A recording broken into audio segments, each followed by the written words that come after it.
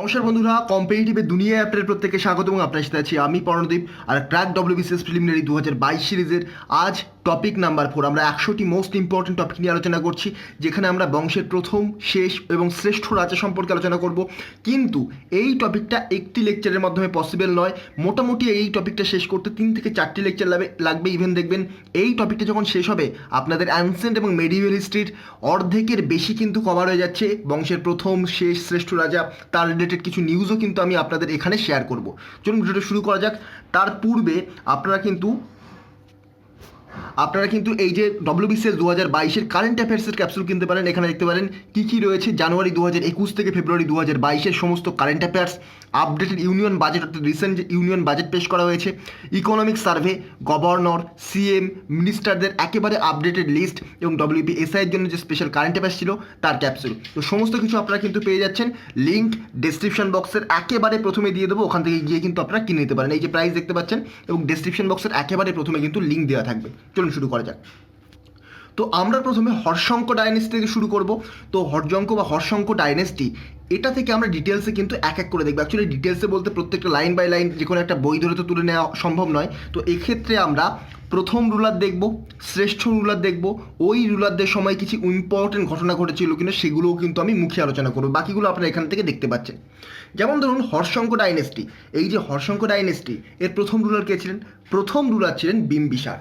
তো এই যে বিম্বিসার, মনে রাখবেন তিনি কিন্তু কন্টেম্পোরারি অফ মহাবীর এবং গৌতম বুদ্ধ, অর্থাৎ তিনি মহাবীর এবং গৌতম বুদ্ধের সমসাময়িক ছিলেন। Very very important. এবং তার ক্যাপিটাল কোথায় ছিল? ক্যাপিটাল ছিল রাজগৃহ। তারপরে বিম্বিসারের পরে আসে কি? বিম্বিসারের পরে আসে অজাতশত্রু। আরেকটা জিনিস মনে রাখবেন, ফার্স্ট রুলার বা এই যে হর্ষঙ্ক ডাইনেস্টি, এটার প্রতিষ্ঠা কে করেন? এটার প্রতিষ্ঠা করেন কিন্তু বিম্বিসার নিজেই।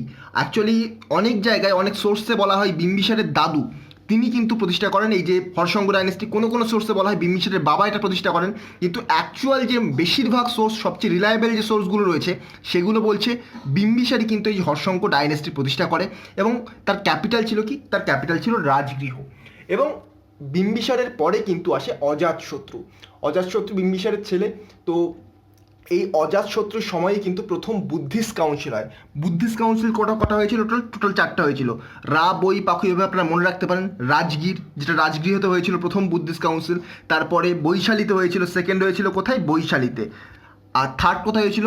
পাটলিপুত্র। থার্ড কোথায় হয়েছিল? পাটলিপুত্র। আর ফোর্থ হয়েছিল কুণ্ডলবন। কুণ্ডলবন কাশ্মীরে রয়েছে, গান্ধার প্রদেশে। এই 4টে হচ্ছে টোটাল বুদ্ধিস্ট কাউন্সিল। আর যার মধ্যে ফার্স্ট বুদ্ধিস্ট কাউন্সিল হয় কার আমলে? অজাতশত্রু। প্রথমটা হয় অজাতশত্রু আমলে, দ্বিতীয়টা হয় কালাশোকের আমলে, তৃতীয়টা হয় অশোকের আমলে এবং চতুর্থ হয় কনিষ্কের আমলে।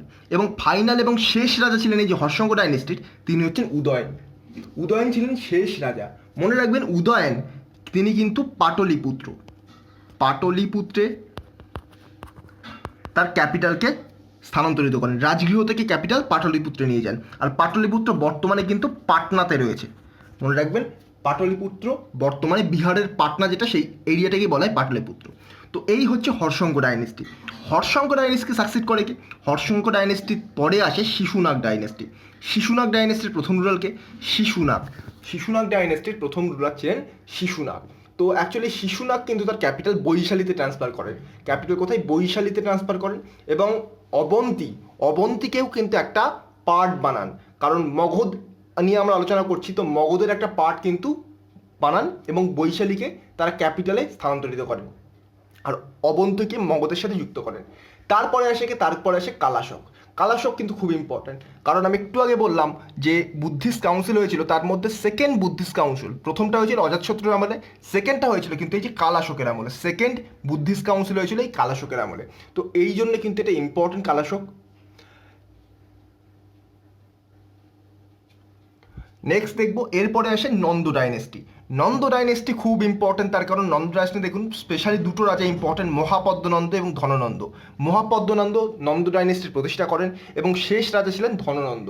তো আপনারা প্রত্যেকেই হয়তো গল্পটা শুনেছেন। তার আগে একটু বলে দিই, মহাপদ্মনন্দ তাকে কিন্তু একরাট উপাধি দেওয়া হয়েছিল। মহাপদ্মনন্দের উপাধি কি ছিল? একরাট। তো ধননন্দের গল্প হয়তো আপনারা অনেকেই শুনেছেন। ধননন্দের যে কোর্ট ছিল, ধননন্দের যে সভা ছিল, সেখানে কিন্তু চাণক্য তিনি থাকছিলেন। তো তিনি চাণক্যকে কিন্তু খুবই অপমান করে তাড়িয়ে দেন তার সভা থেকে, এবং চাণক্য কিন্তু প্রতিজ্ঞা করেন যে তিনি ধননন্দের পতন অবশ্যই ঘটাবেন। এবং তারপরে চাণক্য খুঁজতে থাকেন একজন এমন বালক, এমন একজন ব্যক্তি যিনি এই যে নন্দ ডাইনেস্টির পরবর্তীতে রাজা হতে পারেন, নন্দ ডাইনেস্টির পতনের কারণ ঘটতে পারে। তো তখন কিন্তু এই চাণক্য কাকে খুঁজে পান? চন্দ্রগুপ্ত মৌর্য, চন্দ্রগুপ্ত মৌর্যকে কিন্তু খুঁজে পান। তো এরপরে আসবে কি তাহলে? চন্দ্রগুপ্ত মৌর্য। নেক্সট স্লাইডে চলে যাব। এরপরে আসছে মৌর্য ডাইনেস্টি। তো মৌর্য ডাইনেস্টি, চন্দ্রগুপ্ত মৌর্য কিন্তু ধননন্দকে হারিয়ে এই ডাইনেস্টি বা মগধের যে সাম্রাজ্য সেটা কিন্তু দখল করে নেয়, এবং চন্দ্রগুপ্ত মৌর্য তিনি কিন্তু মৌর্য ডাইনেস্টি প্রতিষ্ঠা করেন। চন্দ্রগুপ্ত মৌর্য কিন্তু পরীক্ষার পার্সপেক্টিভ থেকে ইম্পর্টেন্ট, এই যে তথ্যগুলো বললাম এইগুলোর পার্সপেক্টিভ থেকে। তো এই যে চন্দ্রগুপ্ত মৌর্য কিন্তু খুবই বীরত্বেরও পরিচয় দিয়েছিলেন আলেকজান্ডারের সময়। তাছাড়া ব্যাটেল অফ হাইদাসপিস আপনারা জানেন, 326 যে খ্রিস্টপূর্বাব্দে ব্যাটেল অফ হাইদাসপিস হয় পুরু এবং আলেকজান্ডারের মধ্যে। তারপরে কিন্তু একটা স্টোরি রয়েছে, আপনারা শরদিন্দু বন্দ্যোপাধ্যায় ঝেলাম নদীর তীরে যদি পড়ে থাকবেন সেই স্টোরিটা কিন্তু এখান থেকে জানতে পারবেন। চন্দ্রগুপ্ত মৌর্য একদিন পথে হারিয়ে গেছিলেন। চাণক্য তখনও ভালোভাবে অতটাও চন্দ্রগুপ্ত মৌর্যের সাথে অতটাও পরিচয় ঘটেনি। জাস্ট চাণক্য তখন চন্দ্রগুপ্ত মৌর্যকে ট্রেনিং দিচ্ছে, কিন্তু অতটাও ভালোভাবে এখনও চাণক্যকে নিজের যে পরিচয় সেটা চন্দ্রগুপ্ত মৌর্য তখনও দেয়নি। তো এই কন্ডিশনে একদিন চন্দ্রগুপ্ত মৌর্যকে আলেকজান্ডার ডেকেছে, এবং সেখানে চন্দ্রগুপ্ত মৌর্যের খুবই বড় একটা ব্যক্তিত্ব ছিল। সেই কন্ডিশনে থেকে চন্দ্রগুপ্ত মৌর্যকে কিন্তু আলেকজান্ডার মদ খাওয়ার জন্য খুবই পিড়াপিড়ি করে, কিন্তু চন্দ্রগুপ্ত মৌর্য এর আগে কোনোদিন মদ খেত না, এবং আলেকজান্ডার প্রচণ্ড পরিমাণে ড্রিঙ্ক করতো। তো চন্দ্রগুপ্ত মৌর্য এবং আলেকজান্ডারের মধ্যে একটা কম্পিটিশন হয় কে কতটা খেতে পারে, এবং সেই কন্ডিশনে থেকেও কিন্তু কোনোদিন এখনও চন্দ্রগুপ্ত মৌর্য খায়নি, কিন্তু সেই কন্ডিশনে থেকেও চন্দ্রগুপ্ত মৌর্য জিতে যায় শুধুমাত্র মনের জোরে। তো এটা দেখে চাণক্য কিন্তু খুব ইমপ্রেসড হয়ে যান চন্দ্রগুপ্ত মৌর্যের ওপর। এই স্টোরিটা কিন্তু রয়েছে, এটা কিন্তু অ্যাকচুয়াল স্টোরিতেও রয়েছে, ঝেলাম নদীর তীরে। এই স্টোরিটা কিন্তু আপনারা হয়তো পড়ে থাকবেন অনেক সময়। তো মৌর্য ডাইনেস্টি চন্দ্রগুপ্ত মৌর্য প্রতিষ্ঠা করেন। তারপরে আসে বিন্দুসার চন্দ্রগুপ্ত মৌর্যের ছেলে। আর বিন্দুসারের সম্পর্কে ইম্পর্টেন্ট তথ্য বলতে, তার যে নাম, বিভিন্ন তারা উপাধি নিতেন, তাদের উপাধি ছিলেন অমিত্রঘাত ছিলেন বিন্দুসারের উপাধি। আর বিন্দুসারের পরে কি আসেন? ভারতবর্ষের সর্বশ্রেষ্ঠ রাজাগুলোর মধ্যে একটি সম্রাট অশোক আসেন বিন্দুসারের পর। আর বিন্দুসারের ছেলে হচ্ছে অশোক। মনে রাখবেন, অশোক 261 খ্রিস্টাব্দে, বিসিতে 261 খ্রিস্টপূর্বাব্দে কিন্তু ব্যাটেল অফ কলিঙ্গ লড়েন। ব্যাটেল অফ কলিঙ্গে কিন্তু অশোক জিতে যান। আর অশোকের আরও অনেক নাম ছিল,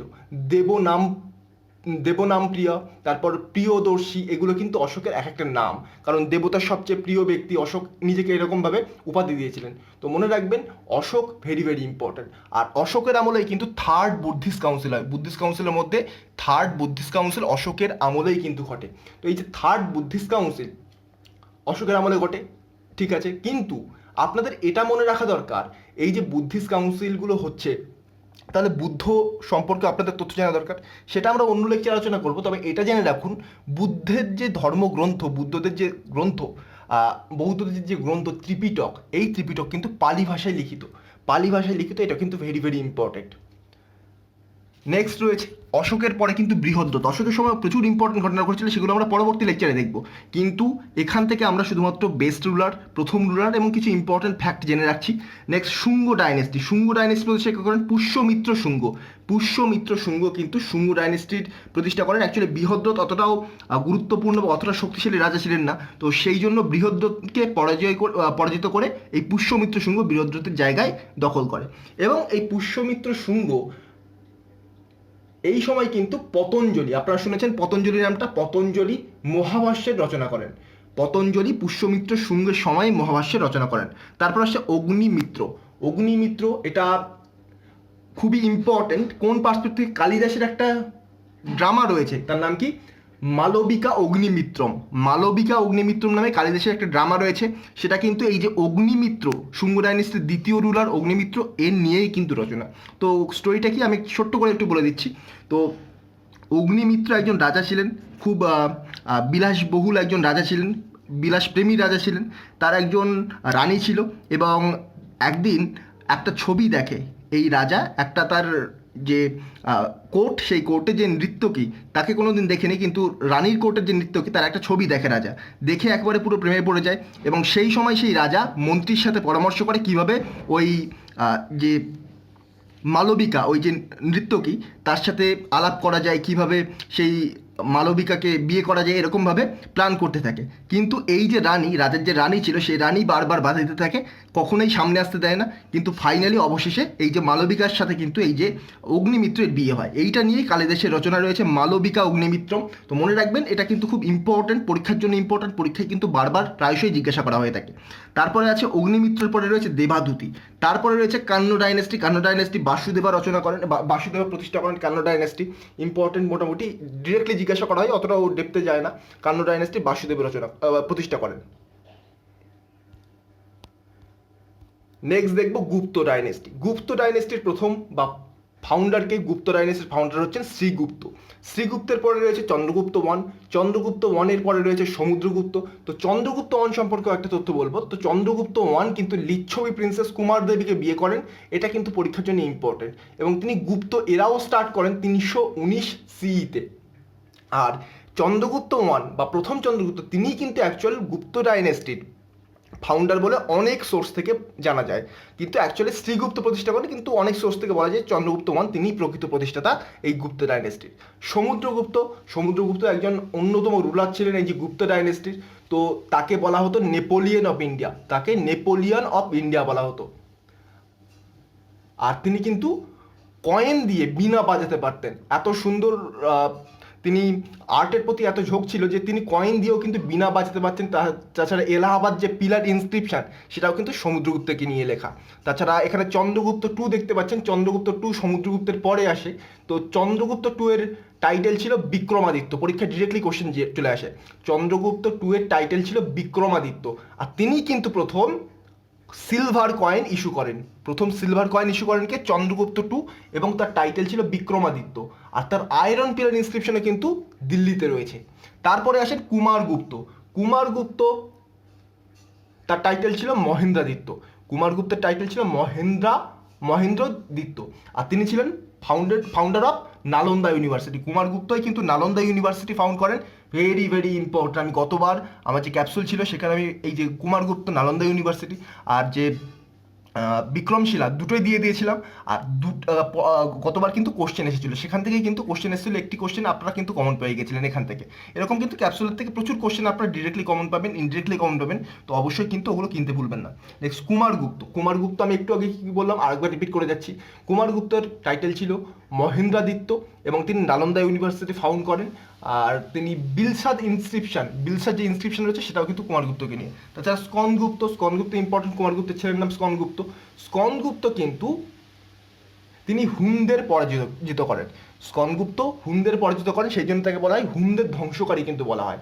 পরীক্ষার জন্য এগুলো কিন্তু ভেরি ভেরি ইম্পর্টেন্ট। তারপরে আসে পুষ্যভূতি বংশ, থানেশ্বরের পুষ্যভূতি বংশ, যার মধ্যে প্রথম রুলার ছিলেন কে? প্রভাকর বর্ধন। প্রভাকর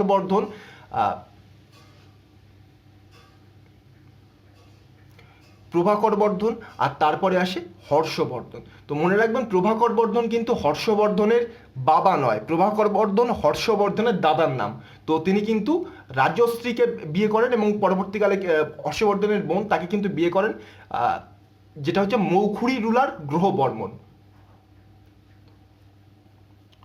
নেক্সট হর্ষবর্ধন। নেক্সট আছে হর্ষবর্ধন। হর্ষবর্ধন তাকে কিন্তু লর্ড অফ নর্থ বলেও পরিচয় রয়েছে। আর তাছাড়া শিলাদিত্য তার এক নাম হর্ষবর্ধনের। তার সময়ে কিন্তু হিউয়েনসাং ভারতবর্ষে ভিজিট করেন। তাছাড়া তিনি প্রচুর ইম্পর্টেন্ট যে ড্রামা সেগুলো রচনা করেন, যেগুলো হলো প্রিয়দর্শিকা, রত্নাবলী, নাগানন্দ, এগুলো কিন্তু হর্ষবর্ধনেরই রচনা। আর বাদামির পুলকেশী টু, তাকেও কিন্তু হর্ষবর্ধনই পরাজিত করে। তো একদিন আমি হর্ষবর্ধন নিয়ে একটা স্টোরি বলবো, হর্ষবর্ধন, রাজশ্রী, রাজ্যবর্ধন, গ্রহবর্মন, এদের নিয়ে, তাছাড়া বাংলার শশাঙ্ক নিয়ে একটা স্টোরি বলে দেবো। দেখবেন খুব সুন্দরভাবে হর্ষবর্ধনের যে ইতিহাসটা সেটা আপনাদের ক্লিয়ার হয়ে যাবে, দেখবেন খুব সুন্দরভাবে রয়েছে সেটা। নেক্সট ইন্দো গ্রিকের মধ্যে প্রথমে রয়েছে ডেমেট্রিয়াসের পরে আছে মিয়েন্ডার কিন্তু পরীক্ষার জন্য খুব ইম্পর্টেন্ট। কেন ইম্পর্টেন্ট? তার কারণ মিলিন্দ পঞ্চহ, নামটা আপনারা শুনেছেন।